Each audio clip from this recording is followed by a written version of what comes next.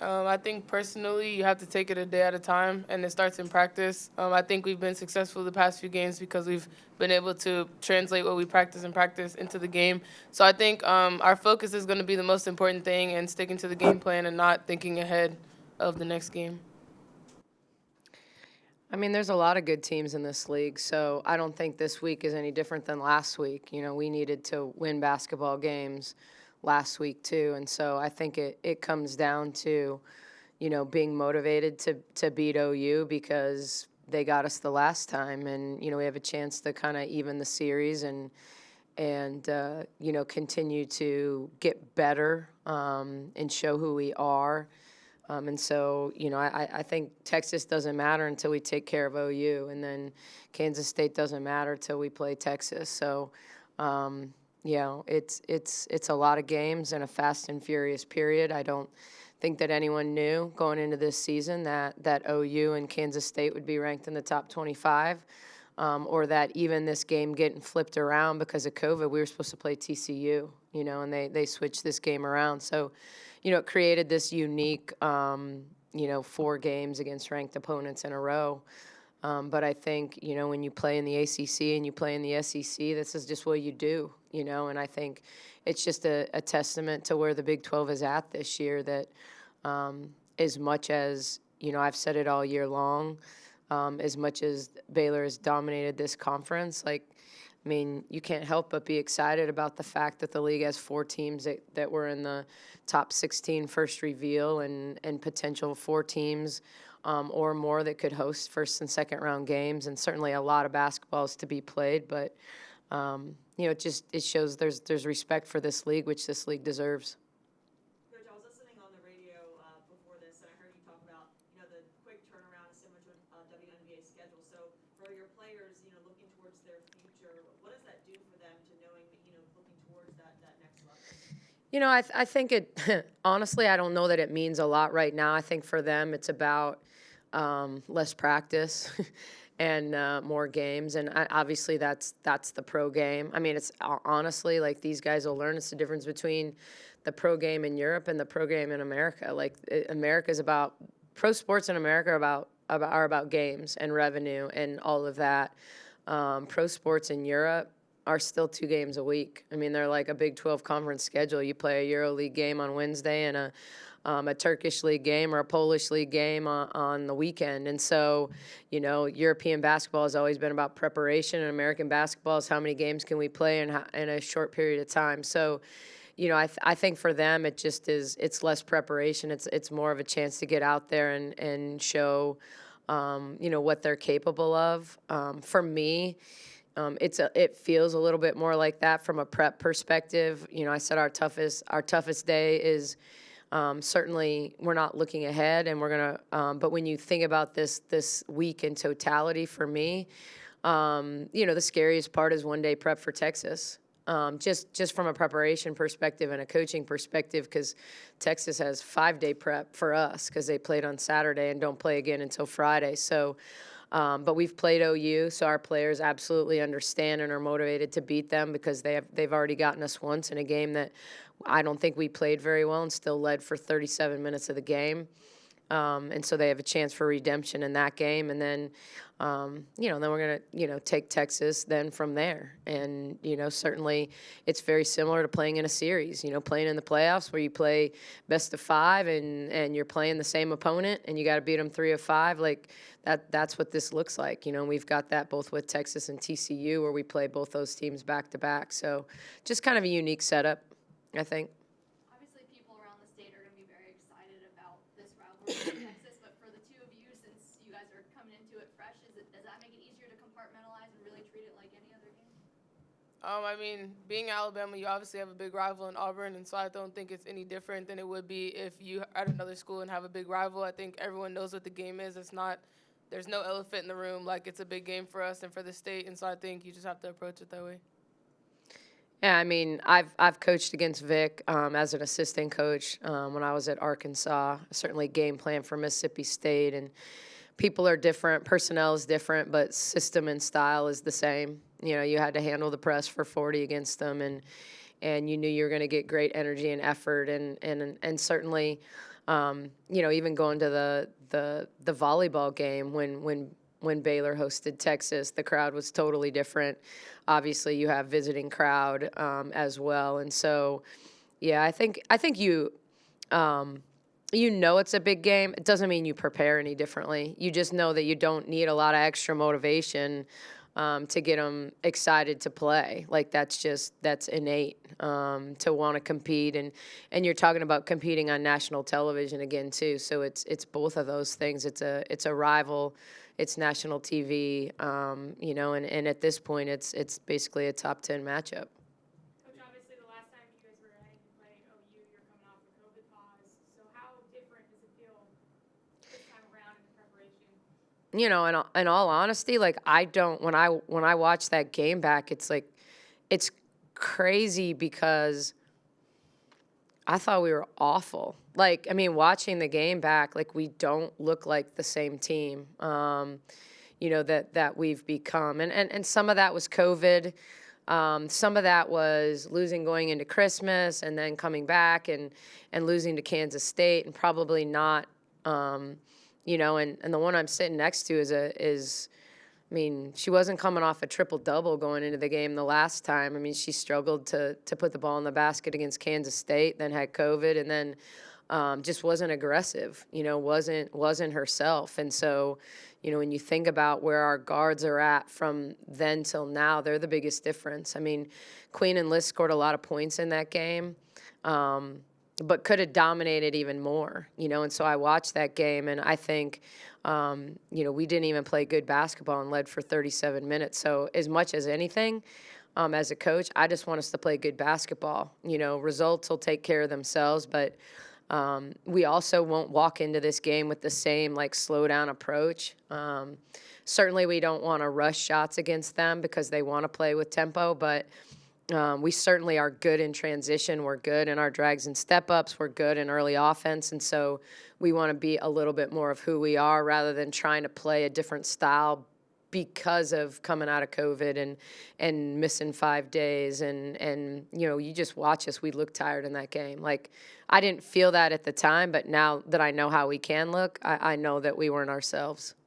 Jordan, what's the biggest difference for you from the first OU game to now? Was it just fatigue, or was there something else that you've become more comfortable with or worked on? I think she said it. It's kind of cringy to watch it for me, the turnovers that we had and some of the bad passes we had.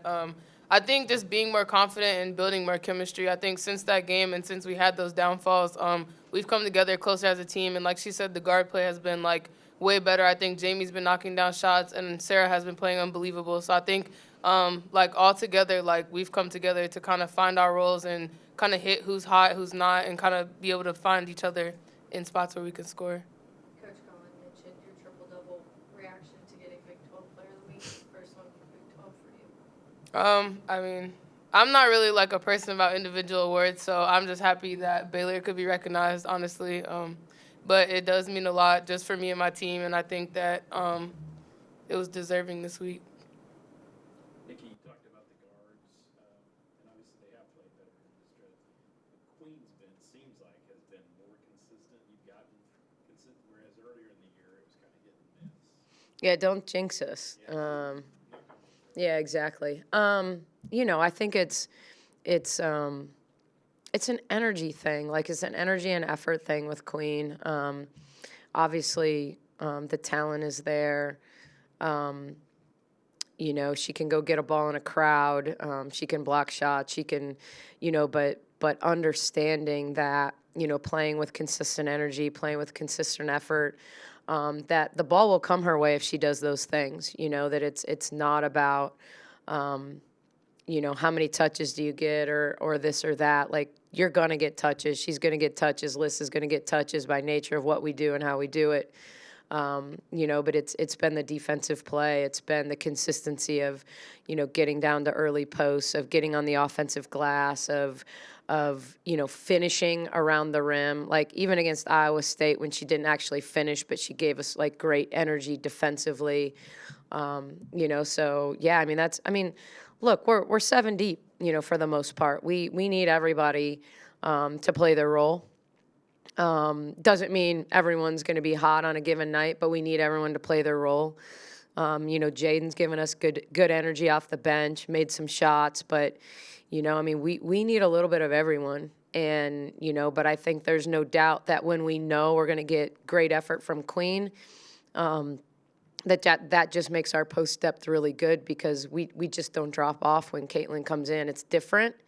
It's a different look, but we don't drop off. And so, it's not frustration and then I'm putting Caitlin in the game. It's like, okay, who's tired? Now let's get him a blow and then let's go back. So, yeah, she's been consistent. So, hopefully that's the Queen we see from here until, our last game of the season. Nikki, after the previous Oklahoma game, you said you guys chased Taylor Robertson around, and every time she got a look at it, she made it. Law of averages. Do you feel the same way looking at it, that game back on film now, and do you just say, hey, they're going to shoot it, and we got to? Yeah, I mean, it's kind of crazy because you look at them statistically, and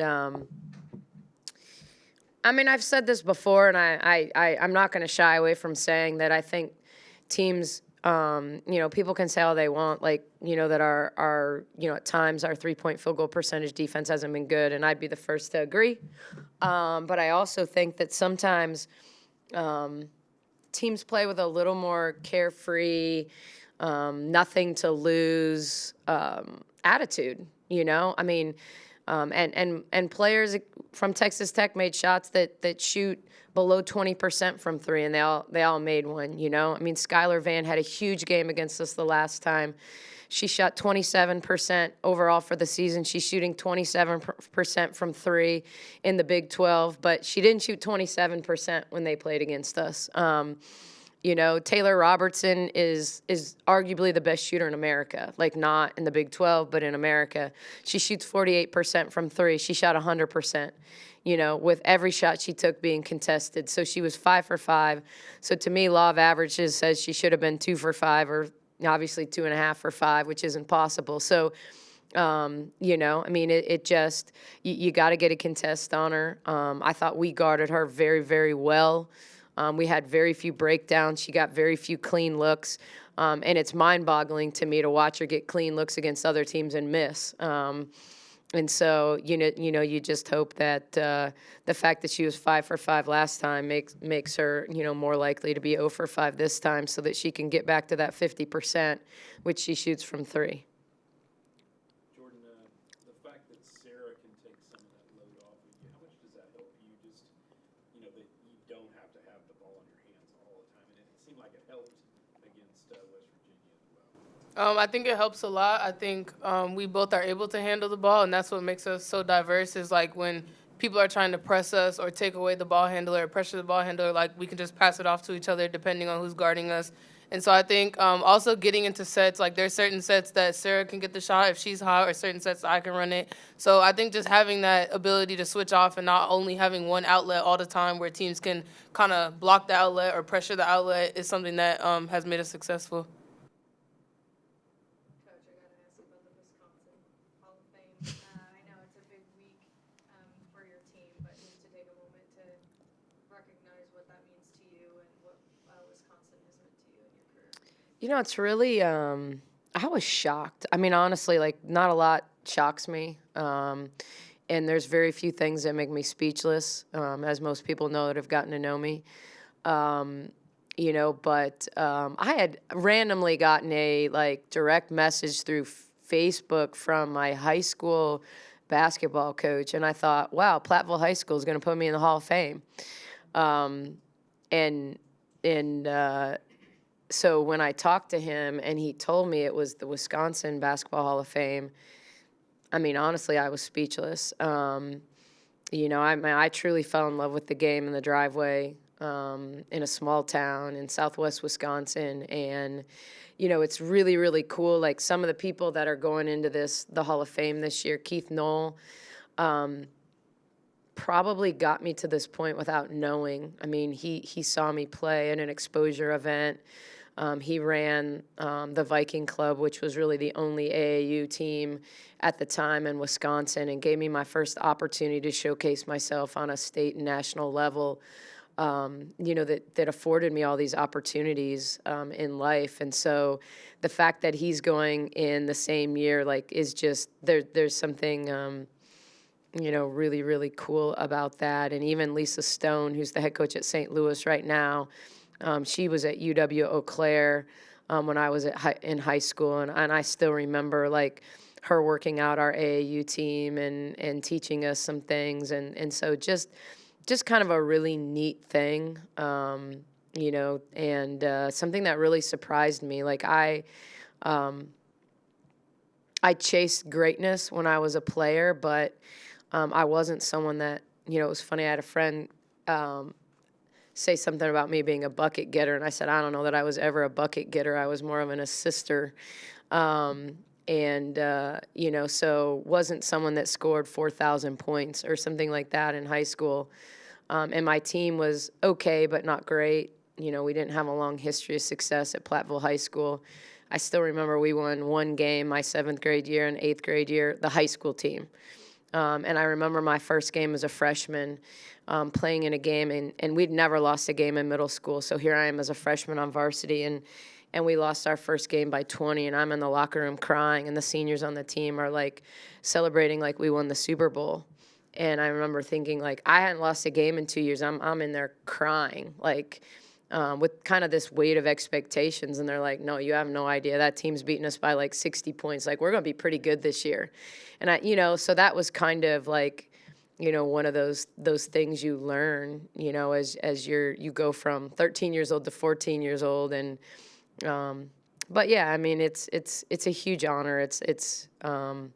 I'm really excited, and I will clear my schedule and be there.